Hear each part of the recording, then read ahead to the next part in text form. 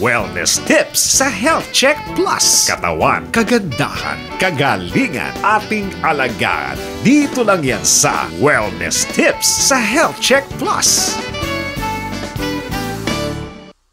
Nagbabalik ang Health Check Plus World Heart Day noong nakaraang September 29. Kaya naman nandito si Doc Melvin para ating pag-usapan kung paano naman natin naalagaan ng ating mga puso. Yun po. Magandang araw po sa inyo, Doc Melvin. Baka gusto niyo pong bumati sa ating mga nakikinig at nanonood. Magandang araw po sa inyong lahat. Isa pong karangalan ang maimbita sa inyong napakagandang programa. Doc Melvin, siguro simulan ko na po yung kwentuhan natin at wag lang po malilito yung ating mga nakikinig at nanonood kasi ito po tungkol po sa puso natin.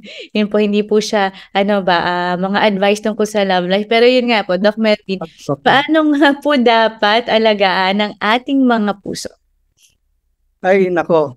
Kailangan natin alagaan ating puso kasi ang puso ang isa sa pinaka-importanteng organ ng ating katawan.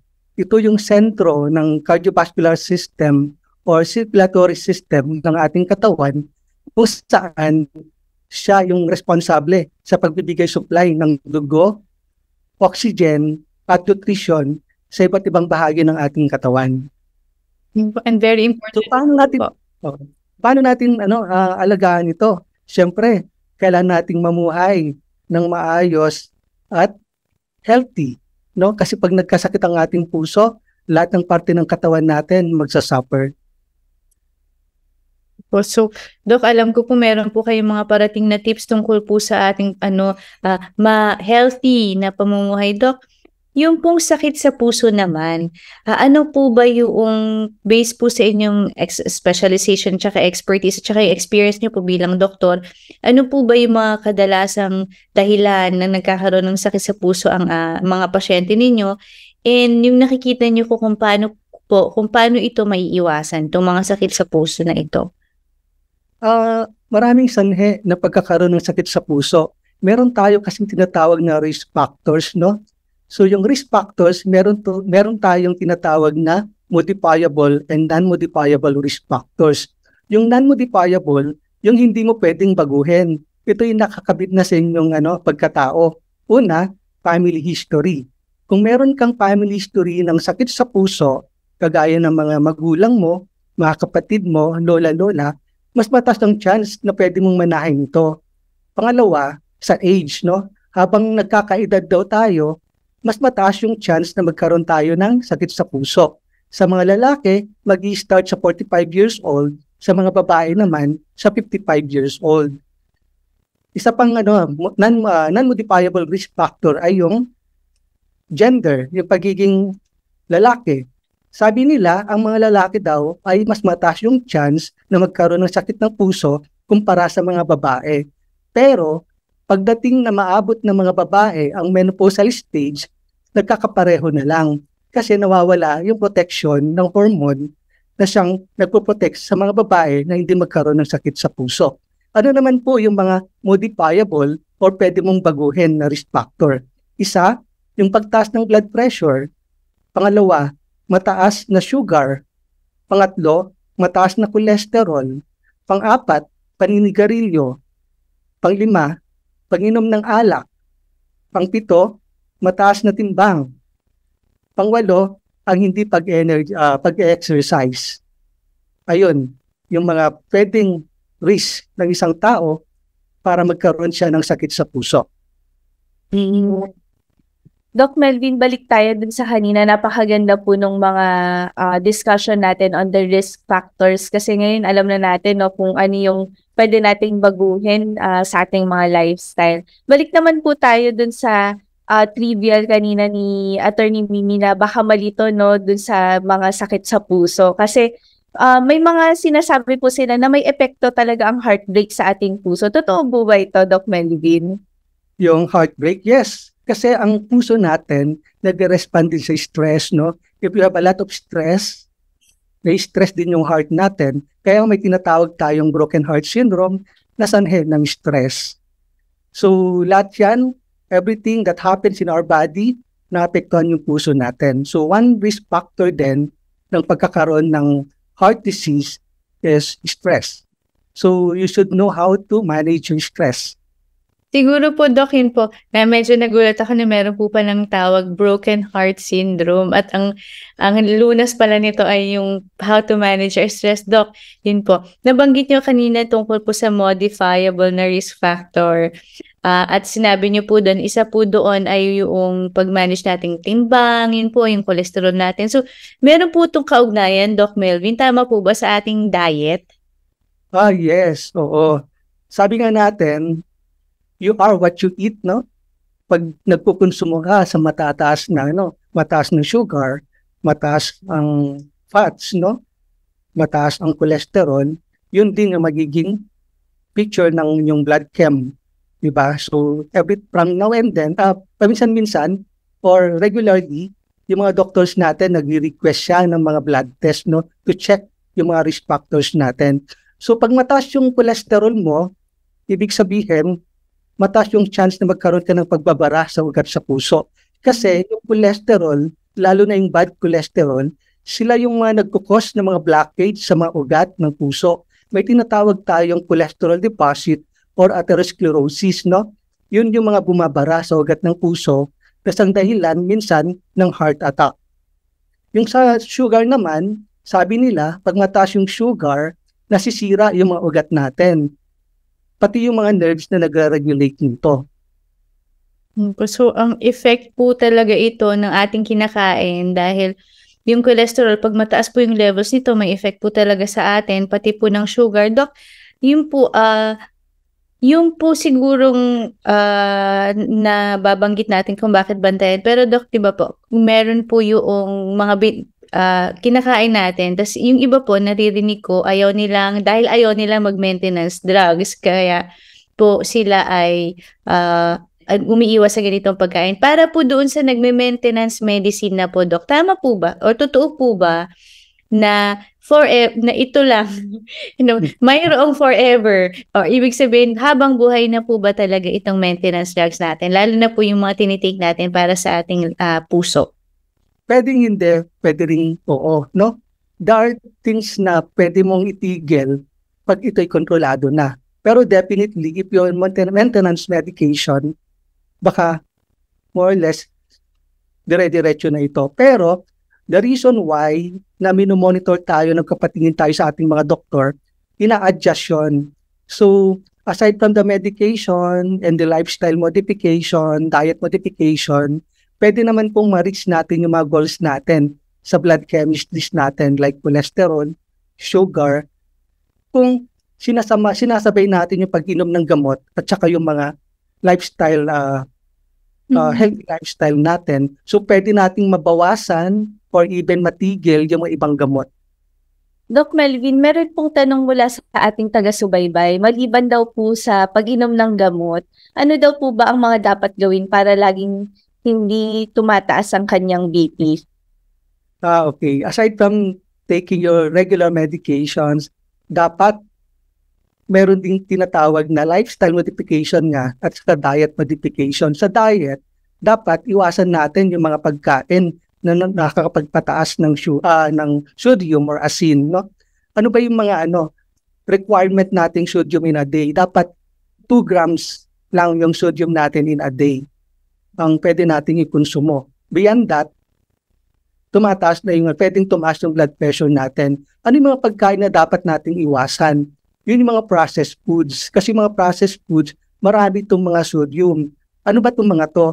Ito yung mga delata, mga noodles, no? Mga pastas. So, dapat iwasan yon. Dapat, ikukonsuma natin more on vegetables, no? Fruits. Meron tayong tinatawag na healthy plate, no? Yung healthy plate natin, nahahati into 4, no? So, yung 4 na yon, 1/4 of it dapat vegetable, 1/4 ng plate ay fruits, 1/4 ay whole grain, no? At saka pang-4 ay yung mga healthy proteins. So, kailangan pa rin pala. So, aside sa pagtitake ng, or religiously taking your maintenance medicine, kailangan po natin ng i-modify yung ating lifestyle and be very particular about what we eat. Tama po, Doc Melvin, no? Yes, kailangan natin. We have to check what we're taking, no? So kung tayo diabetic, you have to avoid taking mga simple sugars. Ano ba yung mga simple sugar? Yung mga white sugar yun, yung mga processed sugar, yung mga puting sugar, no? Ito yung mga component ng mga soft drinks, yan, cakes, pastries, ayan. So we have to limit taking it, or kung possible, we have to avoid it. Yes po. Doc, yung pagkaka-explain niyo po kanina, balikan ko lang about the modifiable and non-modifiable na mga risk factors, na which would be yung non-modifiable po. Family history, yung age po natin, yung gender natin. Doc, hindi naman ibig sabihin kapag may risk factors po tayo na non-modifiable ay wala na tayong magagawa kundi tanggapin. Meron pa rin po ba magagawa po tayo? Kunwari, alam naman natin na meron tayong family history ng heart conditions, ganun po. Meron pa rin po ba tayong magagawa? Kumbaga against all odds, ganun po, Doc. Kung halimbawa, yung sabi mo na kung may risk factor ka na non-modifiable with yung family history, kung magmamanifest ba sa'yo o hindi. So, hindi siya 100% na pwede kang magkaroon ng sakit na puso kung meron kang mga kamag-anak na may sakit sa puso. Ang pwede mong gawin is that to avoid those other risk factors. Pwede siyang hindi mag-manifest or mag-manifest siya in the later part of your lifetime na siguro or madedelay siya, no? Doc Melvin, yung sa hindi naman po pag-exercise, lalo na po para sa healthy na ating mga puso, ano po ba yung usual or mga recommendations ninyo on exercise? Ang pag-exercise naman, hindi naman kailangan tayo mag-marathon, no? Araw-araw na nagjo-jogging or mag-enroll sa gym, di ba? May kasabihan tayo na sinasabi, dapat galaw-galaw para hindi agad pumanaw, no? So, para sa atin na medyo minsan busy sa work or sometimes dahil yung iba nating mga viewers ay matatanda na, ano yung mga pwedeng alternative na gagawin para makapag-exercise? So, walking can do, no? Pwedeng maglakad-lakad kung may space sa bahay, pwede siyang maglakad-lakad doon, no? Or kung may parke na malapit, pwede siyang maglakad-lakad or konting jogging, no? So, hindi naman sa katirikan ng araw. So, pwede yun. Or pwede pumunta sa mall, no? Mag-window shopping, parang part of exercise na rin. Pero definitely, the best thing that you can do is that you should have an active activity or exercise at least 30 minutes to 1 hour every day. Parang meron po palang yun, Doc. Pero katulad ng sabi niyo, Teacher Ellie, no? Hindi naman po natin kailangan mag-enroll sa gym. So, kunwari po, office po yung ating usual na pinupuntahan. That would be 5 times a week, Doc. Ano po yung usual yung ina-advise po sa inyong mga pasyente kapag office-based po? Pag office-based, no? So, definitely, kung pwedeng maglakad, no? Halimbawa, kung may sasakyan ka, mag-park ka dun sa malayo, no? Para maglakad ka papunta dun sa office mo. Another thing is, mag-stairs, no? Magandang exercise yung pag-akyat sa stairs. Yun, tapos wag na mag-elevator kung kaya namang maghagdan. And then, of course, pagpunta sa canteen, and then kung walang masyadong gumagalaw, pwedeng mag-stretching, no? In every after work mo, tatayo, mag-stretching, do some walking, no? Para may physical activity pa rin. Kasi ang sedentary lifestyle is also a risk factor of developing heart disease. Doc Melvin, iniisa-isa po natin yung mga modifiable na risk factors para lang din po marinig ng ating nakikinig at nanonood kung ano ba yung mga pwede pa nilang gawin patungkol dito. Ano po ba yung effect ng pag-inom ng alak? Ano po yung naging effect nito? Bakit ito nagiging isang risk factor?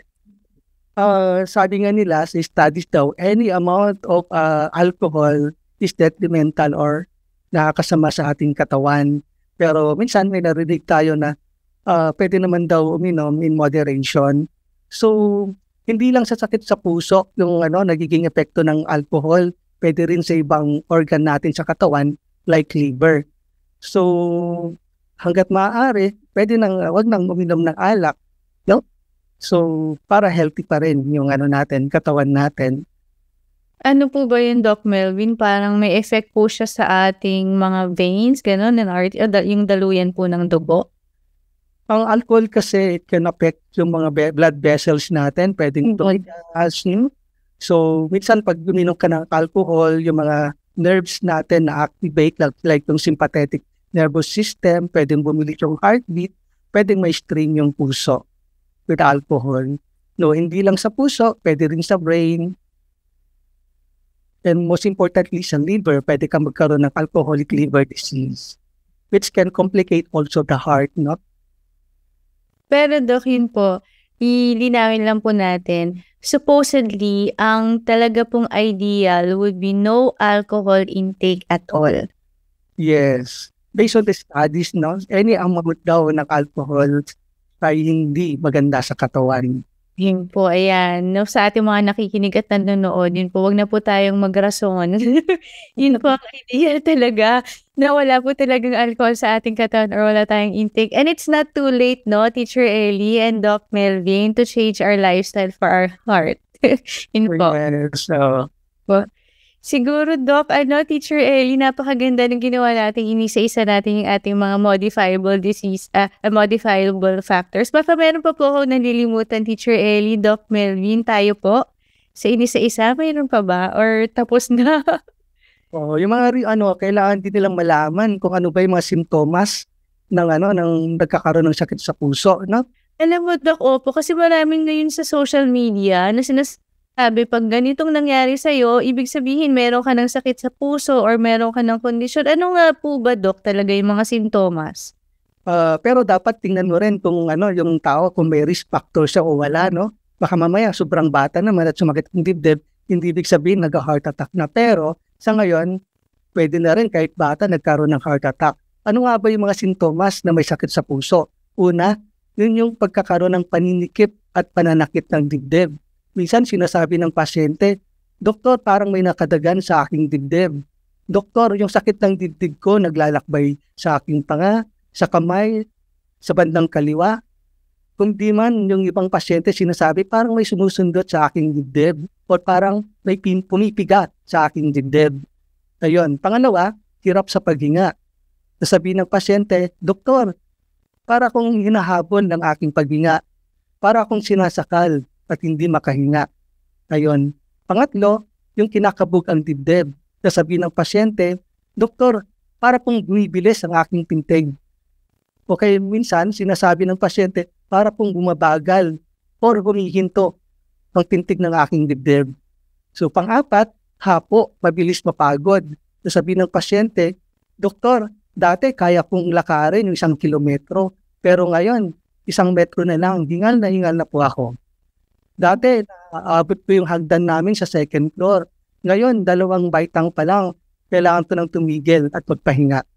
Pang-apat, pagkakaroon ng pagmamanas sa 2 paa, pwede ring signs to ng heart failure or sakit sa puso. Pananamlay, pagkahilo, ayun, yun mga pangunahing sintomas na may sakit sa puso. Po, and napakaganda po noong inyong nabanggit yun. Hinabol natin sa ating discussion ang mga sintomas. So, yung sa dibdib po natin, yung naninikip siya at parang may pinipiga, Teacher Ellie, Doc Melvin, yun pong mayroon po tayong parang hirap maghuminga or mabilis yung pagtibo, ayun po, parang hapo, yun po, at saka yun po, pagmamanas ng 2 paa. Doc Melvin, yun po, napakabilis po ng ating kwentuhan ngayong araw na to at napakaganda po yung ginawa natin na nabanggit ninyo yung mga factors po talaga na maaari nating baguhin, yun po sa ating lifestyle. Bago po tayo siguro tapusin o isara ang ating pagkakwentuhan ngayon, ano po ba yung inyong bilin or advice sa ating mga nakikinig at nanonood, lalong-lalo na po sa ating ngayon kaka-celebrate po natin or patanaw natin ang World Health Day? Sa mga viewers po natin, nais ko lang ipamahagi na dapat alagaan natin ang ating sarili, no? Kailangan nating kumain ng masustansya at balanse, matulog ng tamang oras, huwag manigarilyo, dapat i-control yung natin, yung timbang, no? Yung ideal body weight, bawasan or itigil ang pag-inom ng alak at higit sa lahat, kumonsulta sa doktor para makunan sila ng detalyadong medical history at saka physical examination at para mabigyan sila ng request ng mga test para ma-confirm yung mga risk factors nila. At saka dapat tandaan na ang pusong sablay ay nakakamatay at kapag ang puso ay alaga, tiyak buhay ay hahaba. Maraming salamat po. Maraming salamat po sa inyo, Dr. Melvin R. Hacotina. Sana po ay muli kayong bumisita dito sa Health Check Plus para sa ating mga puso. Para po sa mga nakikinig at nanonood hanggang sa susunod na linggo, ako po si Attorney Mimi Campos Banayad kasama si Teacher Ellie Campos Banayad dito sa pinagkakatiwalaang programang Pangkalusugan. Tandaan, ating pangalagaan ang ating kalusugan sapagkat ang kalusugan ay ating kayamanan at huwag kalimutan, batiin araw-araw ang ating mga minamahal. Be kind, be safe, and stay healthy. At patuloy nating sundin ang mga health protocols, lalong-lalo na ang hand washing para sa kaligtasan natin, ng ating pamilya at ng komunidad. Ang Health Check Plus ay production ng Vital PH Science Incorporated kasama ang Manila Broadcasting Corporation. Mapapanood nyo ang iba pang video on health, wellness, and beauty sa YouTube channel ng Health Check Plus at www.youtube.com/healthcheckplusph.